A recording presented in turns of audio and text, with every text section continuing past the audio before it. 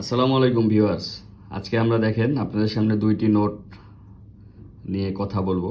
বাংলাদেশের দুইটি 100 টাকার নোট। এটা হচ্ছে পুরাতন ডিজাইনের 100 টাকা এবং এটা হচ্ছে একদম ব্র্যান্ড নিউ 2025 সালের ইস্যুকৃত একটা 100 টাকার নোট, যেটা একদম মাত্র মার্কেটে এসেছে বা সার্কুলেট হচ্ছে। যাই হোক, আমরা দুইটা নোট নিয়ে আলোচনা করব। এই নোটটির একদম বাম পাশে দেখা যাচ্ছে যে ছিল কি শেখ মুজিবুর রহমানের একটা ছবি।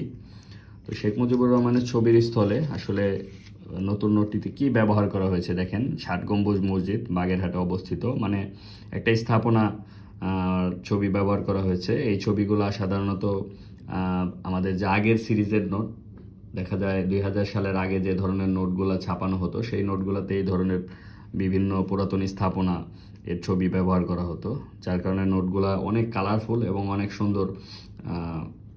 সৌন্দর্য বৃদ্ধি হতো আর কি। যাই হোক, ডান পাশে এই মাঝ বরাবর দেখা যাচ্ছে এখানে কিছু ফুলের ছবি ইউজ করা হয়েছে, যেখানে আগে ছিল হচ্ছে স্মৃতিসৌধের ছবি। আমরা দেখতে পাচ্ছি স্মৃতিসৌধ, সেই স্মৃতিসৌধের স্থলে কিছু ফুলের ছবি ব্যবহার করা হয়েছে।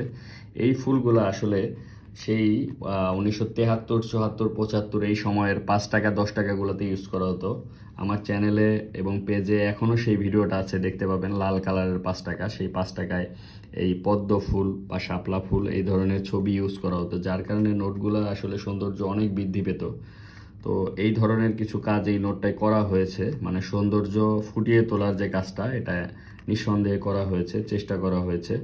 তো যাই হোক, আমরা নোটটির বিপরীত পাশে চলে যাচ্ছি। দুইটা নোটেরই দেখেন বিপরীত পাশে যে আগের নোট, সেই নোটটার মধ্যে ছিল হচ্ছে তারা মসজিদের একটা ছবি, এবং এইখানে নতুন নোটটার মধ্যে ফুটিয়ে তোলা হয়েছে বাংলাদেশের যে সুন্দরবন, সেই সুন্দরবনের একটা প্রতিচ্ছবি।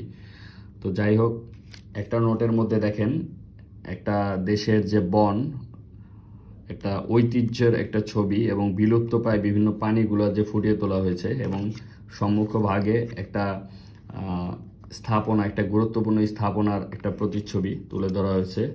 তো এই নোট দুইটার মধ্যে আসলে কোন নোটটাই ভালো ছিল এবং কোন নোটটির বেশি ইতিহাস এবং ঐতিহ্যকে স্মরণ করে, সেটা অবশ্যই আপনারা কমেন্ট সেকশনে জানাবেন। এবং বেশি বেশি ভিডিওটি যদি ভালো লেগে থাকে বেশি বেশি শেয়ার এবং লাইক কমেন্ট করবেন। আপনাদের একটা লাইক, একটা শেয়ার, একটা কমেন্ট আমাদের অনেক উদ্দীপনা যোগায়। তো সকলকে ধন্যবাদ জানিয়ে আজকের মতো শেষ করছি। আসসালামু আলাইকুম।